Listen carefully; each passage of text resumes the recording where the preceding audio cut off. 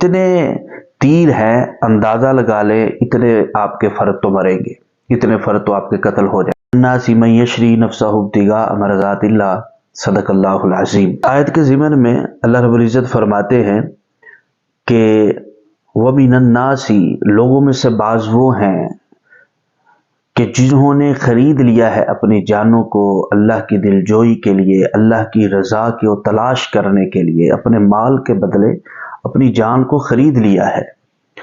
اصل میں حضرت صہیب رومی رضی اللہ تعالیٰ عنہ کا واقعہ اس کے ضمن میں مفسرین نے نقل کیا ہے۔ حضرت صہیب رومی رضی اللہ تعالیٰ عنہ اصل میں یہ روم کے نہیں تھے، یہ عرب کے ہی رہنے والے تھے اور قبیلہ بنو نمر اس کے ایک فرد تھے۔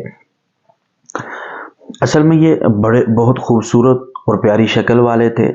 آپ جو تھے بچپن کے اندر ہی کسی ظالم نے پکڑا اور آپ کو غلام بنا لیا، اور جب آپ کو غلام بنایا تو آپ غلام در غلام جب آپ اسلام لے کر کے آئے تو مکہ کے اندر آپ تشریف فرما تھے۔ لمبا چوڑا واقعہ ہے کہ مکہ میں کیسے پہنچے۔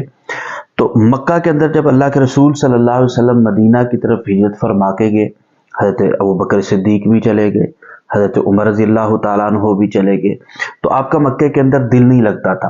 اور حضرت صہیب رومی رضی اللہ تعالیٰ عنہ بہت تیر انداز تھے، ایسے تیر انداز تھے کہ 100% نشانے پہ تیر لگتا تھا، خطا نہیں ہوتا تھا، 100% نشانے پہ لگتا تھا۔ تو ایک کافر تھا جو کہ آپ کا مکروز تھا، جب اس کو پتا چلا کہ حضرت صہیب رومی مدینہ ہجرت کر کے جا رہے ہیں، اس نے کہا کہ اب موقع ہے کہ اس کا کام تمام کیا جائے۔ واپس مکے میں آیا اور آ کر کے لوگوں کو، نوجوانوں کو ابارنا شروع کر دیا کہ محمد بھی نعوذ باللہ آپ کے ہاتھوں سے نکل چکے ہیں، ابو بکر بھی آپ کے ہاتھوں سے نکل چکے ہیں، عمر بھی آپ کے ہاتھوں سے نکل چکے ہیں، اب یہ صہیب بھی مدینہ کی طرف ہجرت کر کے جانے والا ہے۔ آپ لوگوں کی غیرت کہاں چلی گئی ہے؟ آپ کے خون خشک ہو چکے ہیں، آپ لوگ ڈر چکے ہیں، بزدل ہو چکے ہیں، آپ لوگ کیا کر رہے ہیں؟ نوجوانوں کو ابارا۔ حضرت صہیب رومی رضی اللہ تعالیٰ عنہ ہجرت کے لیے نکل پڑے، اور جب ایک رستے میں پہنچے اور آپ کو معلوم ہوا کہ میرے پیچھے تعاقب کر رہے ہیں، تو آپ ایک ٹیلے کے اوپر چڑھ گئے اور آپ نے تیر پکڑے اور اپنے پاس رکھ لیے۔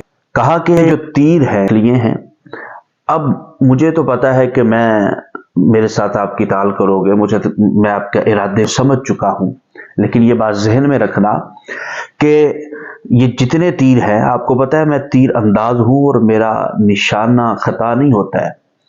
اب یہ جتنے تیر ہیں اندازہ لگا لے اتنے آپ کے فرد تو مریں گے، اتنے فرد تو آپ کے قتل ہو جائیں گے، اور یہ مت سمجھنا کہ جب تیر ختم ہو جائیں گے میں لڑنا چھوڑ دوں گا۔ فرمایا میں نیزے کے ساتھ، تلوار کے ساتھ آپ کا مقابلہ کروں۔ اب وہ جو مکروز جس نے قرض دینا تھا حضرت صہیب رضی اللہ تعالیٰ عنہ کا، وہ اب جس مقصد کے لیے آیا تھا، اس نے کہا چلو ٹھیک ہے، ہم لڑائی نہیں کرتے ہیں، آپ کو چھوڑ دیتے ہیں، آپ جو ہے میں نے جو آپ کے پیسے دینے ہیں وہ پیسے مجھے معاف کر دو۔ حضرت صہیب رضی اللہ تعالیٰ عنہ نے فرمایا ٹھیک ہے، جو آپ نے قرض میرا دینا ہے میں نے آپ کو معاف کر دیا۔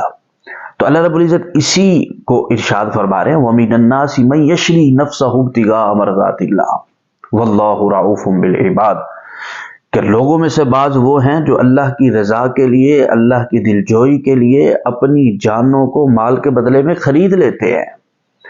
حضرت صہیب رضی اللہ تعالیٰ عنہ کا جو اثار ہے، جو قربانی ہے کہ مال کو معاف کر دیا ہے ہجرت کے لیے، ہجرت کرنے کے لیے، تو اللہ رب العزت اسی کو فرما رہا ہے واللہ رؤوف بالعباد۔ اللہ تعالیٰ اپنے بندوں پر بڑی شفقت اور نرمی کرنے والے ہیں۔